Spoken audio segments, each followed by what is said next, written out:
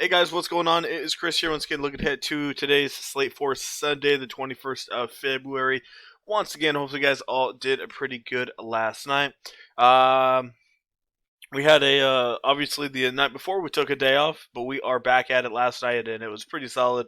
We posted two lineups for everyone and pretty solid, two 328.2 and a 330.6. Both of them cashed everywhere, tournaments, double ups, you name it, it cashed everywhere. So we will definitely take it. So basically they're almost the same lineup. I literally just changed one or two guys and that was basically it. Lillard Ball, that was the main way I was gonna go. I was gonna go Lillard Melton, but I just like Ball so much. Unfortunately, he sucks so bad. Or this easily could have been like a 340, 345. But still take it. I was gonna go like I said, Lillard Melton, and then it was gonna be like a Levine Beal combo, which probably would have scored a little bit higher. But at the time, I did like Ball quite a bit for obvious reasons. I told you I liked him last night as well. Um, then, like I said, Levine and Halberton. I was telling you guys in the video yesterday, it was either Levine or Beal. I liked Levine because I thought he would be a little lower owned, and he still did pretty good. Halberton, I put him in there because of the Harrison Barnes news. Hayward at 7.3 was pretty cheap. He just unfortunately didn't do a ton with it. I forgot to mention Temple. I was looking into him and he was actually doing pretty good, so I put him in there and the dude had 29. So definitely gave me some salary relief. Put in Bagley because of the Rashawn Holmes news. Put in Tillman because of most of the Memphis guys were sitting. He didn't do anything but open up a little bit of value. And then I went up from Cody Zeller up to Enes Cantor. So that's kind of the way that I did it. And kind of same thing up here, literally just switched out Beal and Zach Levine. So that was mostly it. Yeah, like I said, not too bad of a night for us as normal. If you guys want to come join us, all you need to do hit us up on our Twitter. That will be in the comment section below. And once you're there, message us and we'll get you all set up. And yeah, why not come join us? And like I said, we have some NASCAR today as well. If you guys want to get on that, we only have a day pass for that. And like I said, last week we did lose, but we were literally only like 4 or 5 points out of the cash line with two of our guys getting wrecked within the first 15 laps of the race. So, you know, usually if you have two guys wrecked, you're going to be way back in the pack. But we were literally 5 points off, and so that means the rest of our racers were in the top 10, just absolutely killing it. So, yeah, why not come join us? Feeling it once again this week. It is a road course in Daytona, so shouldn't be as many crashes. So, yeah, come join us. Would love to have you. Same deal as NBA. Message us on Twitter to get in. So yeah, let's get into it. We have a 7-gamer today. Some interesting games for sure. No crazy totals besides one or two. But yeah, let's get into it. First game of the day, OKC and Cleveland.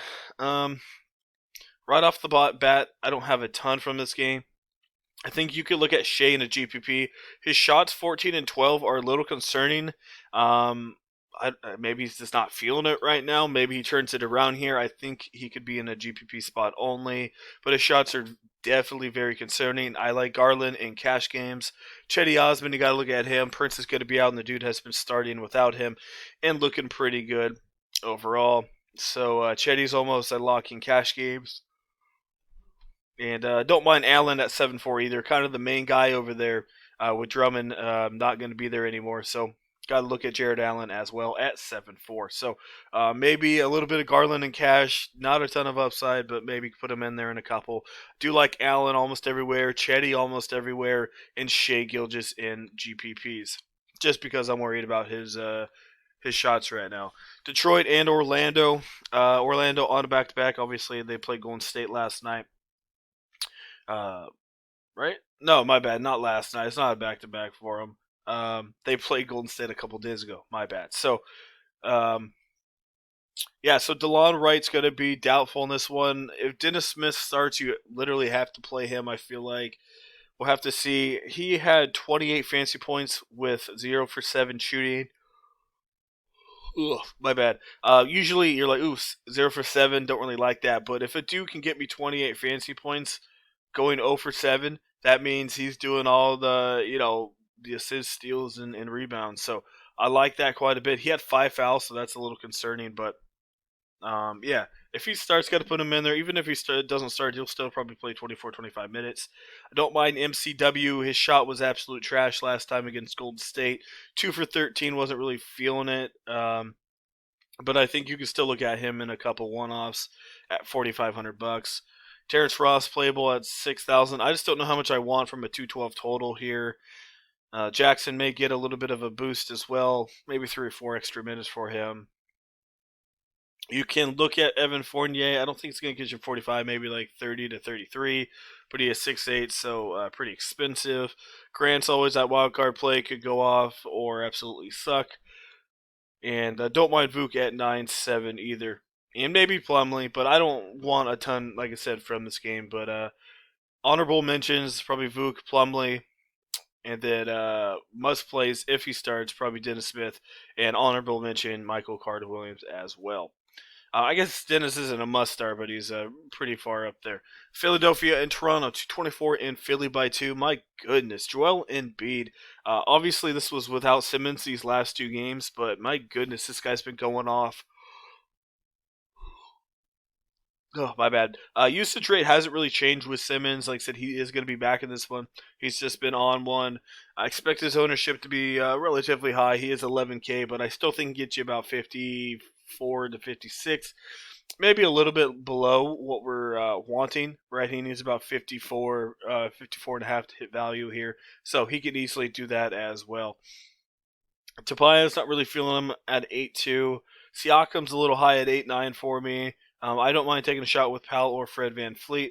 Fred, yeah, man. I mean, his shot's been not that great the last 2 games. Definitely against Minnesota, 4 for 20, unfortunately. So you still look at him. I think Powell obviously has a hot hand right now. Philly obviously a pretty good defense, but definitely got to look at Powell quite a bit.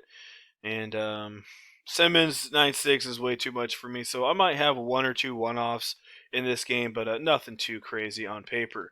Minnesota and New York 214. RJ Barrett, I guess, and maybe Jaden McDaniels is the other guy you can look at. He's had 37, 31 minutes, so I do like that quite a bit.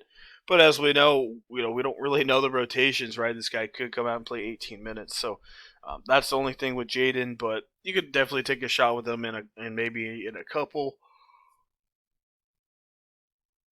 But that's really it. I don't really have a ton in this one.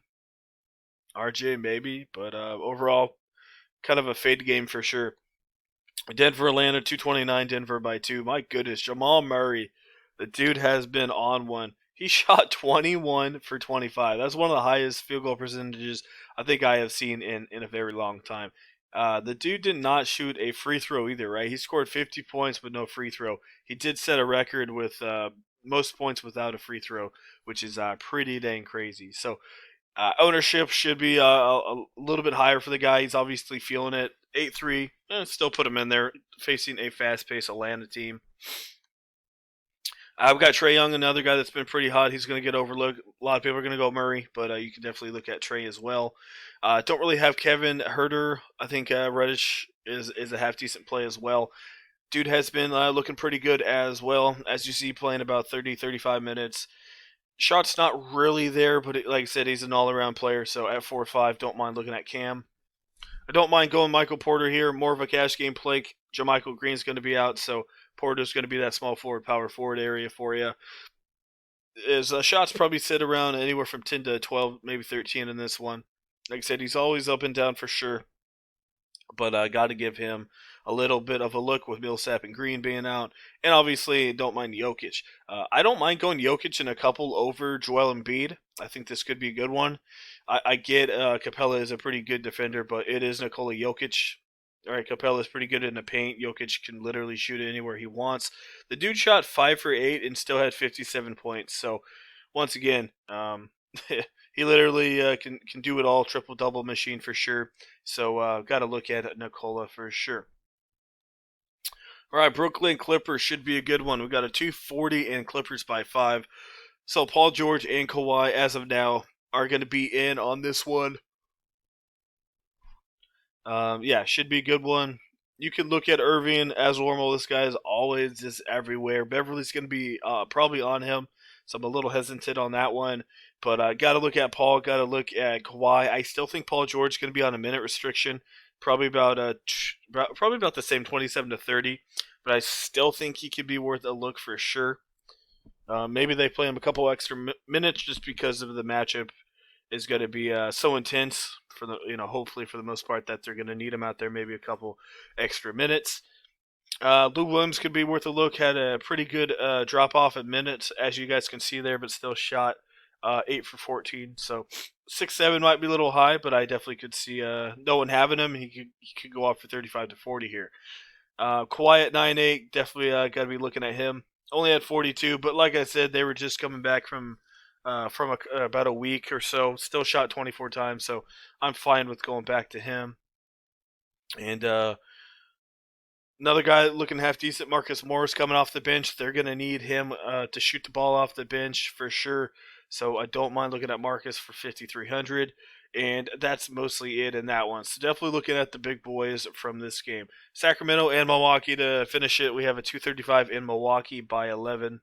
So I honestly think Sacramento is going to keep this way, for the most part, hopefully, to keep this competitive a little closer than 11 spread. I guess I get they haven't been playing the greatest. They did lose to Chicago. They've lost quite a bit in a row, but I think they can fight in this one. And don't mind looking at Fox and maybe in a couple one-offs. Like I said, man, Milwaukee's really not playing that great right now. It's literally Giannis, and that's really it. Middleton finally had a half-decent game. Shot 18 times, so you can look at him, but as normal, this guy is everywhere right now. Milwaukee's been struggling as well. 96 and 98 points scored in the last two games is not that great, so they're struggling a little bit. As you see, they've lost quite a bit in a row as well. So 11 spreads a little generous. I get Sacramento's been trash right now, but I don't know, man. Maybe this one stays a little bit closer than what people think. Giannis at 11-3. I think you got to have him. He's literally the only one on that team right now that can do anything. He's literally, yeah, as you see, doing everything.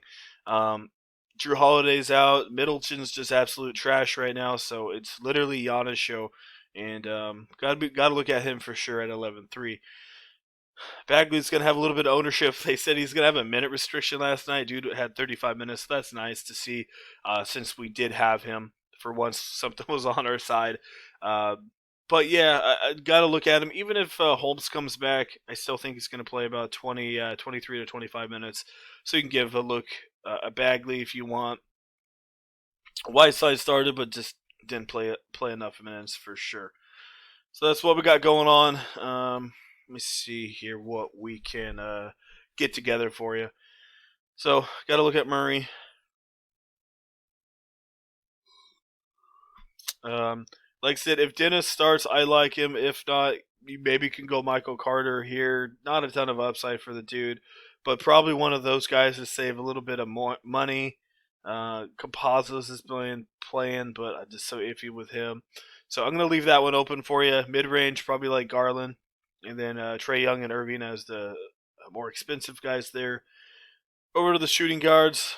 Like I said, I think you can look at George. Like I said, his minutes are a little concerning. So keep that one in mind. I think Shea could be your GPP wildcard play. Just, like I said, if he gets his shots back, I think he could be a very low ownership play. But GPP for sure. Fred VanVleet, like I said, there's a couple guys maybe below him that can do a little bit better. Over here, you got Powell, Terrence Ross. If Barnes is out again, don't mind going back to Tyrese Halliburton.